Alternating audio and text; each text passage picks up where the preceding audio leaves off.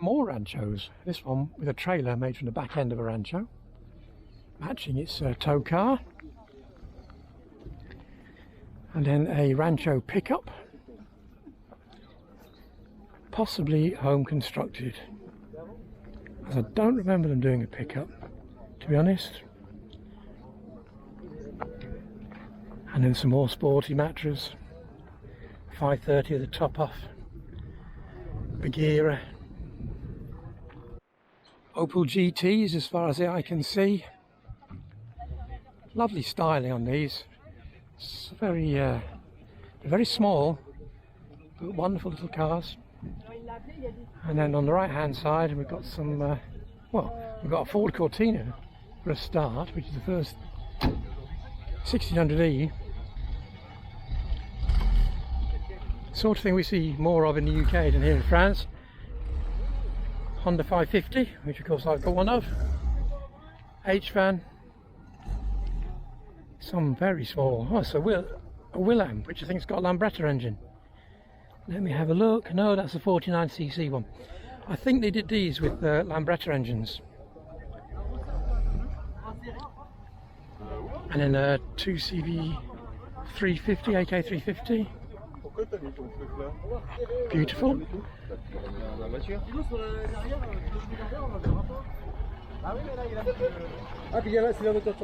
Renault ambulance. You see loads of these for sale in the 80s. They must have been gotten rid of them, Golettes. Another H-van.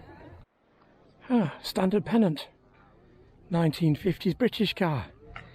And it's right-hand drive. French registered, but right-hand drive. So, a rare sight amongst all these French classics. Parked next to an ME6. Right, you wanted something different? And here we've got it, Tatra. V8 air-cooled, rear-engined, Czech-built. Look at that for a motor. I don't know if it will show up very well. It's extremely sunny out here. But there we go. So we've got twin carbs feeding the 2 banks of 4. Dizzy. Air-cooled, pulled in through there, fan-cooled. Split rear screens. Huge cars. For the high end of the Czech Socialist Republic's leadership. 603 Tatra. Beautiful. Variant on the Vedette V8 range. This is the estate car, the Marley. Very stylish again, very American looking. Amazing how many of these have survived. And I've just spotted something else which is probably even rarer than the Tatra we just looked at. I've never seen one before that I can recall. It's a Peugeot truck.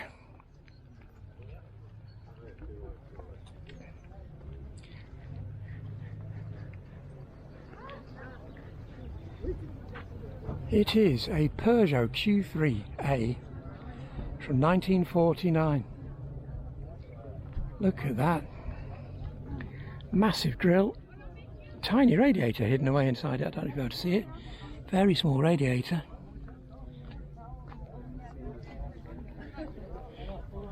Can we see inside the deck of the cab?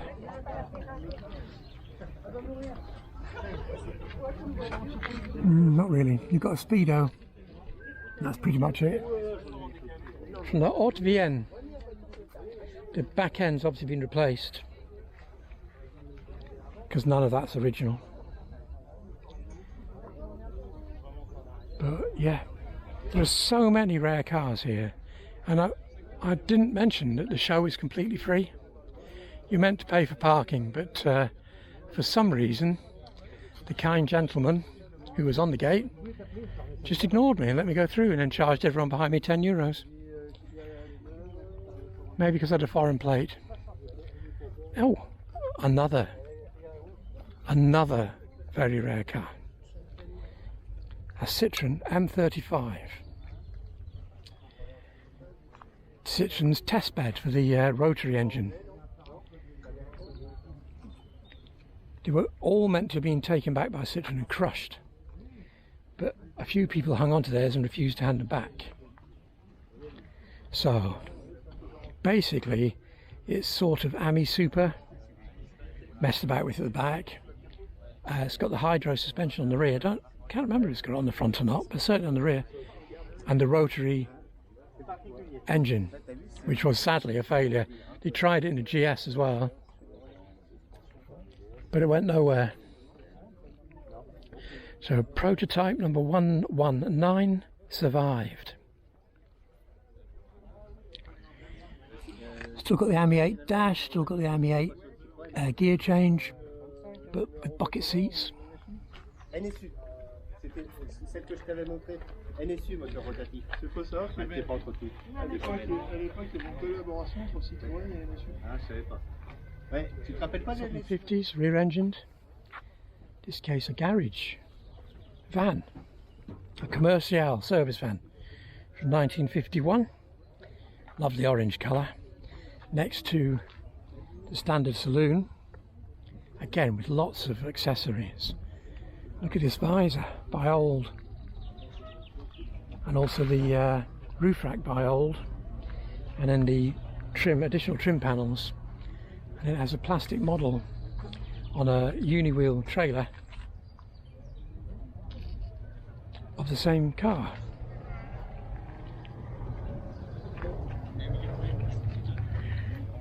The interesting thing about the 750s, as well as being incredibly cute, is the petrol went in there in the middle of the badge and sat above the engine at the back, very discreet, and next to it a convertible version in a beautiful maroon.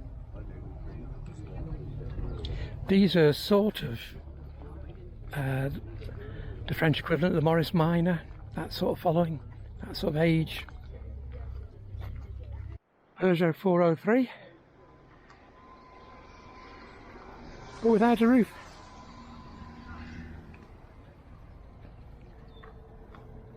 Very stylish, and driving by a 2CV Spot. Another rare car from the late 70s, I suppose, the Renault 17. Again, not one you see often in France, never mind anywhere else. I think this is the only one I've seen here.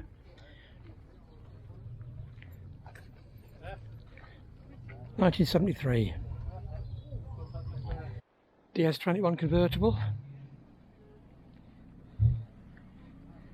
To be honest, there are so many fabulous cars here that one of these Chaperon built beauties, and they are magnificent,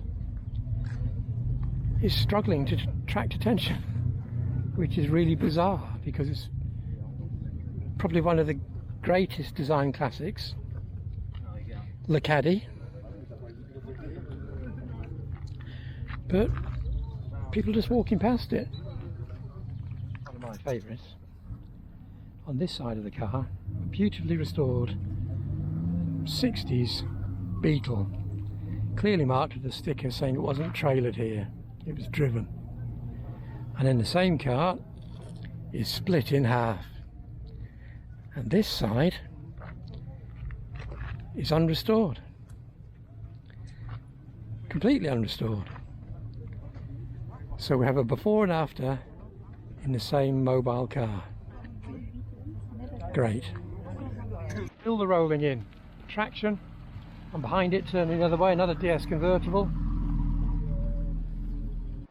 Then a couple of PL17 convertibles, and a Dyna van, painted up in Labo Oils colours, in orange and black, very stylish.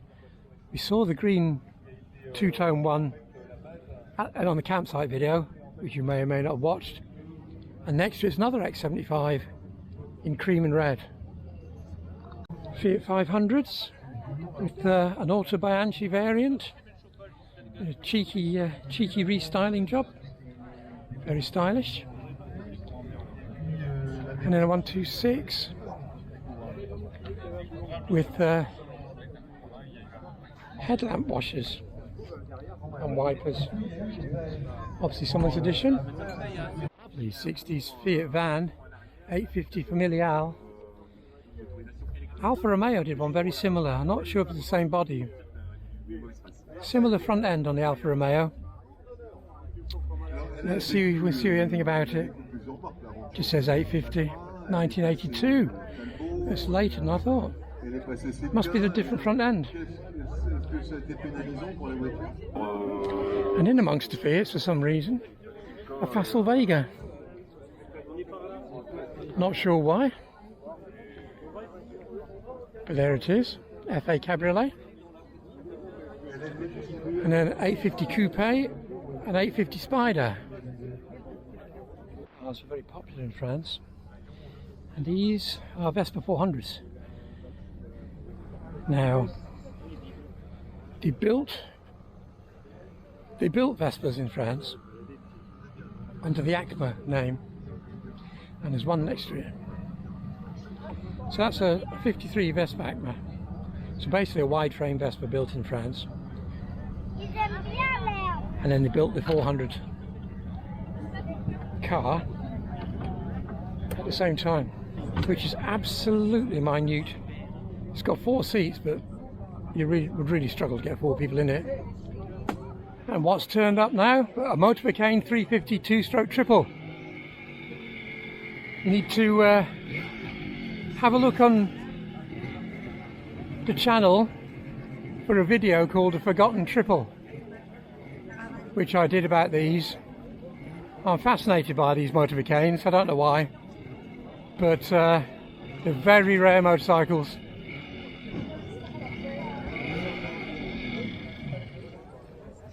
It's rare to see one on the move. 4-pipe styling.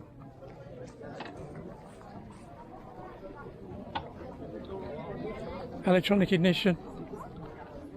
Very advanced for the late 70s. As I say, have a look on the channel for the video about them. Wonderful. Nice to see one on the move, even though it's pushing it at the minute. You get my point. Right, that's it. I'm heading for the exit. I'm worn out and so are my batteries. So I'm back to the van. I've probably got just enough to